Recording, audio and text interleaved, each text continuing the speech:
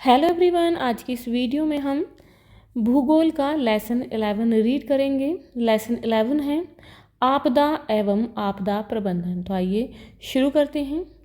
हम देखते हैं कि हमारे गांव या शहर में जब कभी बाढ़ आती है तो चारों तरफ अफरा तफरी मच जाती है, यानी कि जो लोग हैं वो परेशान हो जाते हैं। घरों में पानी भर जाता है, घर का सामान या तो नष्ट हो जाता है या फिर बहकर कहीं और चला जाता है। कमज़ोर घर तो गिर भी जाते हैं, जो मिट्टी के घर होते हैं वो गिर जाते हैं। कभी कभी मनुष्य और जानवरों की जान भी चली जाती है, फसलें बर्बाद हो जाती हैं।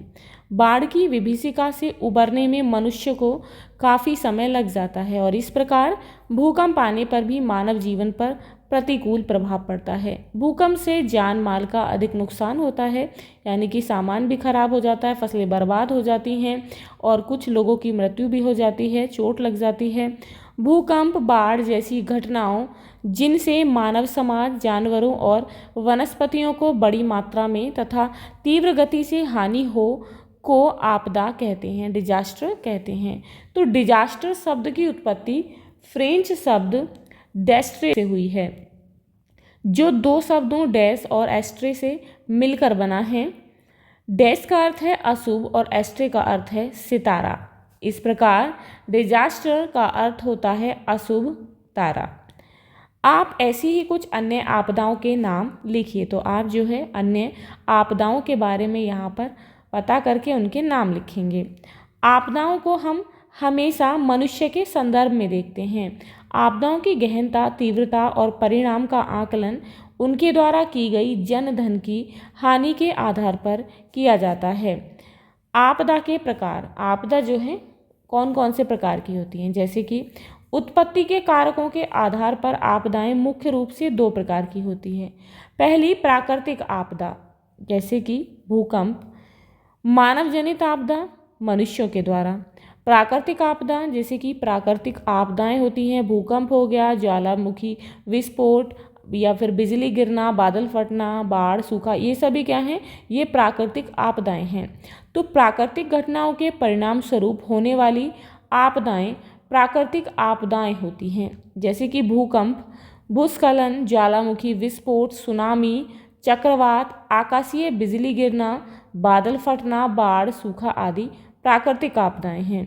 इनको रोक पाना मनुष्य की क्षमता के बाहर हैं, किंतु अतिरिक्त सतर्कता और कुशल प्रबंधन के द्वारा इनके दुष्प्रभाव को कम किया जा सकता है। प्राकृतिक आपदाएं न केवल जनधन को हानि पहुंचाती हैं बल्कि पर्यावरण के स्वरूप को भी प्रभावित करती हैं। अब सोचो कि प्राकृतिक आपदाएं किस प्रकार पर्यावरण के स्वरूप को प्रभावित करती हैं। तो प्राकृतिक आपदाएं कारण व प्रबंधन, तो प्राकृतिक आपदाओं के क्या कारण हैं और उनका किस तरीके से निवारण किया जा सकता है, उनके लिए क्या प्रबंध किए जा सकते हैं। तो भूकंप जो है यह विनाशकारी प्राकृतिक आपदाओं में से एक है। इसमें प्रभावित क्षेत्र की जमीन हिलने लगती है, जिससे कमज़ोर इमारतें गिर जाती हैं।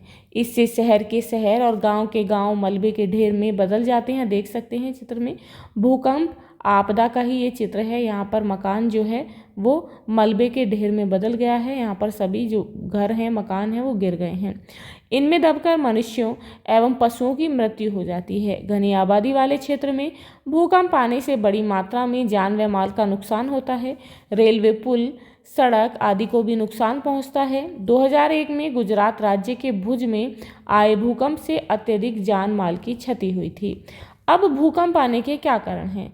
तो भूकंप जो है पृथ्वी के आंतरिक भाग में प्राकृतिक कारकों से हलचल उत्पन्न होती है, जिससे अपार ऊर्जा निकलती है। यह ऊर्जा जब धरती से बाहर आने का प्रयास करती है तो धरती हिलने लगती है और पृथ्वी के अंदर जिस स्थान से यह ऊर्जा उत्पन्न होती है वह स्थान भूकंप केंद्र कहलाता है। तो भूकंप केंद्र किसे कहते हैं? पृथ्वी के यानी कि जमीन के अंदर जिस जगह से ऊर्जा उत्पन्न होती है वह स्थान भूकंप केंद्र कहलाता है।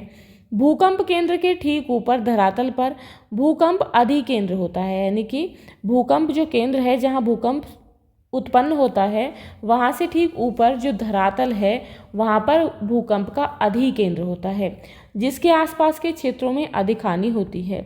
अब यहाँ पर है भूकंप प्रबंधन, यानी कि आपदा से पहले क्या किया जा सकता है? तो भूकंप संवेदी क्षेत्रों की पहचान करना, संवेदनशील क्षेत्रों में भूकंपीय घटनाओं के प्रति नागरिकों को जागरूक करना, उच्च भूकंप संवेदी क्षेत्रों को मानव निवास से बचाना व बड़े बांधों के निर्माण पर रोक लगाना, भवनों के निर्माण में भूकंपरोधी डिजाइन का प्रयोग करना व ऊंची इमारतों के निर्माण को रोकना, भवन निर्माण में उच्च गुणवत्ता वाली निर्माण सामग्री का प्रयोग करना, भूकंप आने की स्थिति का सामना करने हेतु नागरिकों को प्रशिक्षित करना, उन्हें इसके बारे में शिक्षित कराना। आपदा के दौरान क्या करना चाहिए? तो भूकंप के दौरान किसी मजबूत वस्तु जैसे कि मेज, तख्त आदि के नीचे बैठना, कमरे के कोनों पर खड़े होना, भूकंप के दौरान सीढ़ी से नीचे उतरना और लिफ्ट का प्रयोग ना करना, बिजली का मुख्य स्विच बंद कर देना, खुले स्थान की तरफ जाना और हड़बड़ी ना करना। यदि जब आपदा आ जाती है उसके बाद क्या करना चाहिए? आपदा के पश्चात मलबे में दबे हुए लोगों को खोजकर बाहर निकालना और उनका उपचार करना, प्रभावित लोगों हेतु कपड़े, भोजन, शुद्ध पेयजल और दवाओं की व्यवस्था करना, प्रभावित लोगों के पुनर्वास की व्यवस्था करना। अब है नेक्स्ट जो आपदा है वो है सुनामी। सुनामी क्या है? यह समुद्र तटीय क्षेत्रों में आने वाली प्राकृतिक आपदा है। इसमें सागरीय लहरें विकराल रूप लेकर तटवर्ती क्षेत्रों से टकराती हैं और मानव जीवन, संपत्ति व इमारतों को अपार क्षति पहुंचाती हैं। सुनामी जापानी भाषा का शब्द है। तो सुनामी जो है किस भाषा का शब्द है? जापानी, जिसका अर्थ है पत्तन लहर। सुनामी को भूकंपीय सागरीय लहरें भी कहते हैं। अब सुनामी आने के क्या कारण हैं? समुद्र की तलहटी में भूकंप आने पर जल में तीव्र कंपन उत्पन्न होती है। इस कंपन से विनाशकारी लहरें उत्पन्न होती हैं जिन्हें सुनामी कहते हैं। सुनामी अपने उत्पत्ति केंद्र से तेज गति से चारों ओर बढ़ती है। यह लहरें जैसे जैसे तटों के पास आती हैं इनकी ऊंचाई बढ़ती जाती है और विनाशकारी रूप ले लेती है। अगली आपदा है भूस्खलन। तो यह आपदा जो है सामान्यतः पर्वतीय स्थानों पर आती है। प्राकृतिक या मानवीय कारणों से जब मिट्टी व टूटी फूटी चट्टानें खड़े ढालों के सहारे तेजी से नीचे सरकती है और गिरती है तो इसे भूस्खलन कहते हैं।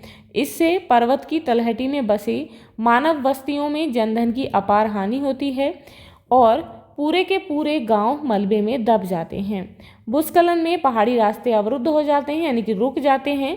वर्षा ऋतु में भूस्खलन की संभावना अधिक होती है यानी कि वहाँ पर जो है पहाड़ अधिक खिसकते हैं। यहाँ देख सकते हैं भूस्खलन आपदा। इसके आने के क्या कारण हैं? तो भौतिक, रासायनिक एवं मानवीय क्रियाओं के फलस्वरूप चट्टानें टूटती फूटती रहती हैं। चट्टानों का ये मलबा पृथ्वी की गुरुत्वाकर्षण शक्ति के कारण नीचे की ओर सरक कर गिरता है। अगली आपदा है यहाँ पर ज्वालामुखी विस्फोट। जब पृथ्वी के अंदर का गर्म मैग्मा धरातल के कमजोर भाग को तोड़कर बाहर निकलता है तो इसे ज्वालामुखी विस्फोट कहते हैं।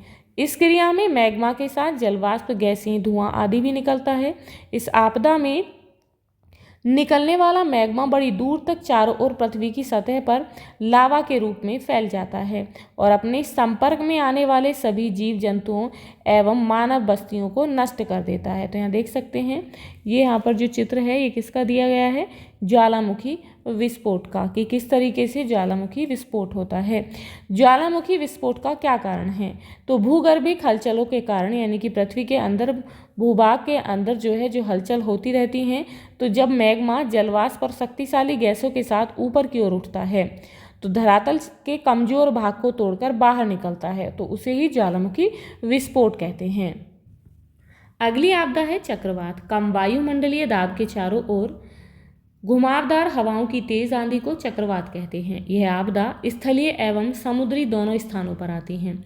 उत्तरी गोलार्ध में इन हवाओं के चलने की दिशा घड़ी की सुइयों के प्रतिकूल तथा दक्षिणी गोलार्ध में अनुकूल होती है। ये हवाएं इतनी तेज होती हैं कि अपने संपर्क में आने वाली सभी वस्तुओं और जीवों को उड़ाकर ले जाती हैं। ये हवाएं प्रभावित क्षेत्र में बिजली कड़काने के साथ साथ मूसलाधार बारिश भी करती हैं। तेज आंधी और मूसलाधार वर्षा का सम्मिलित प्रभाव प्रभावित क्षेत्र में अपार जनधन की हानि करता है। आप देख सकते हैं ये चक्रवात आपदा है। इसके आने के कारण है समुद्र में सूर्य की गर्मी से हवा गर्म होकर ऊपर उठती है और अपने पीछे कम वायुदाब का क्षेत्र बना देती है। ऊपर उठी गर्म हवा ऊपर की नमी से संघनित होकर बादलों का निर्माण करती है। रिक्त स्थान को भरने के लिए, यानी कि जो खाली जगह है उसे भरने के लिए नम हवाएं तेजी के साथ नीचे जाकर ऊपर आती हैं। फलस्वरूप ये हवाएं बहुत ही तेजी के साथ उस क्षेत्र के चारों ओर घूमकर घने बादलों और बिजली कड़कने के साथ साथ मूसलाधार वर्षा करती हैं। तो चक्रवातों को विभिन्न देशों में अलग अलग नाम से जाना जाता है, जैसे कि अमेरिका में हरिकेन, चीन में टाइफून, जापान में टेफू और ऑस्ट्रेलिया में विली विली कहते हैं। आकाशीय बिजली गिरना, जो अगला यहाँ पर आपदा बताई गई है वो है आकाशीय बिजली। तो आकाश में चमकने वाली बिजली जब चालक की तलाश में पृथ्वी पर आती है तो इसे आकाशीय बिजली गिरना कहते हैं। इस बिजली में सूर्य की बाहरी सतह से अधिक ऊष्मा होती है। इसके गिरने पर संपर्क में आने वाले मनुष्य व जानवरों की मृत्यु तक हो सकती है। फसलों व जंगलों में आग लग जाती है। आकाशीय बिजली गिरने का क्या कारण है? तो आसमान में विपरीत आवेश वाले बादलों के आपस में टकराने पर होने वाले घर्षण से बिजली उत्पन्न होती है। इस बिजली को आकाश में किसी तरह का चालक नहीं मिलता है। पृथ्वी पर बिजली के चालक की उपलब्धता होने से ये पृथ्वी पर गिरती है। यहाँ पर नेक्स्ट आपदा है बादल फटना। सीमित समय और सीमित क्षेत्र में गरज और बिजली कड़कने के साथ मूसलाधार वर्षा होने को बादल फटना कहते हैं। बादल फटने पर उस क्षेत्र विशेष में 1 घंटे में 100 मिलीमीटर या फिर उससे अधिक वर्षा हो जाती है। बादल फटने की घटनाएं अधिकांश पर्वतीय क्षेत्रों में होती है। बादल फटने पर उस क्षेत्र में आकस्मिक बाढ़, भूस्खलन व तीव्र मृदा अपरदन जैसी समस्याएं उत्पन्न होती हैं। इसके कारण जनधन की भारी हानि होती है। अब बादल फटने का क्या कारण है? तो पर्वतीय अवरोधों के कारण जब कभी अधिक नमी युक्त वायु तेजी से ऊपर उठती है और सघन बादलों का निर्माण करती है तो भारी वर्षा या बादल फटने की घटना होती है। तो बादल जो है इस तरीके से फटते हैं। नेक्स्ट यहाँ पर आपदा है बाढ़। जब नदी का पानी उसके किनारों के ऊपर से प्रवाहित होकर निकटवर्ती क्षेत्रों में चला जाता है अथवा भारी वर्षा या किसी अन्य कारण से स्थलीय भाग काफ़ी समय तक जलमग्न रहता है तो उसे बाढ़ कहते हैं। इस आपदा के आने पर जनधन की व्यापक हानि होती है। बस्तियों एवं फसलों का विनाश हो जाता है। बाढ़ आने के क्या कारण हैं? तो अधिक बारिश, नदियों के घुमावदार मार्ग, जंगलों के कटाव आदि के कारण बाढ़ आती है। नेक्स्ट आपदा है सूखा। जब किसी क्षेत्र में अधिक समय तक यानी कि कई महीने या फिर वर्ष यानी कि वर्षा जो है बहुत कम होती है या फिर नहीं होती है तो इस आपदा को सूखा या फिर अकाल कहते हैं। यह अत्यंत घातक प्राकृतिक आपदा है। इसमें फसलें, पौधे, पालतू पशु एवं अन्य जीव जंतुओं के अस्तित्व के लिए आवश्यक जल एवं भोजन की कमी हो जाती है जिससे इनके जीवन पर गंभीर संकट उत्पन्न हो जाता है। सूखा का क्या कारण है? तो वर्षा में कमी होने के कारण सूखे की स्थिति उत्पन्न होती है।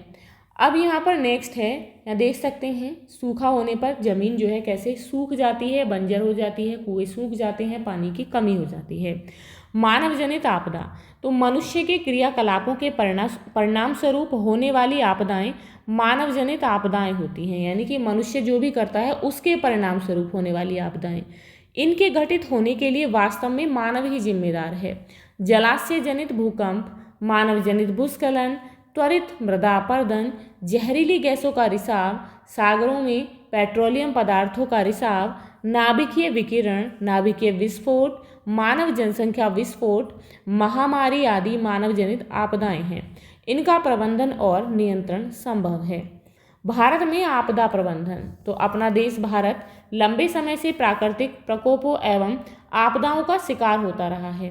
इन प्राकृतिक घटनाओं से व्यापक पैमाने पर जनधन की हानि होती है। भारत में आपदाओं के प्रबंधन हेतु राष्ट्रीय या राज्य स्तर पर कोई स्थायी व्यवस्था नहीं थी, परंतु ऐसी किसी घटना के उपरांत बचाव कार्य, राहत कार्य, पुनर्वास एवं पुनर्निर्माण की अस्थायी व्यवस्था की जाती थी। ओडिशा के 1999 के चक्रवात, गुजरात के भुज में 2001 में आए भूकंप तथा 2004 में दक्षिण भारत में आई सुनामी के बाद भारत में आपदा प्रबंधन की स्थायी व्यवस्था की गई। राष्ट्रीय स्तर पर आपदा प्रबंधन की व्यवस्था से पूर्व 1999 में आए चक्रवात के उपरांत ओडिशा यानी कि तब उड़ीसा राज्य आपदा निवारक प्राधिकरण तथा 2001 के भूकंप के बाद गुजरात राज्य आपदा प्रबंधन प्राधिकरण का गठन किया गया। 2004 में आई सुनामी के पश्चात 2005 में संसद द्वारा आपदा प्रबंधन अधिनियम पारित किया गया। इस अधिनियम द्वारा 2006 में राष्ट्रीय आपदा प्रबंधन प्राधिकरण यानी कि national disaster management authority NDMA की ये फुल फॉर्म है, इसका गठन किया गया। यहाँ देख सकते हैं कि आपदा आने के बाद ये राहत कार्य यहाँ पर शुरू किया गया है।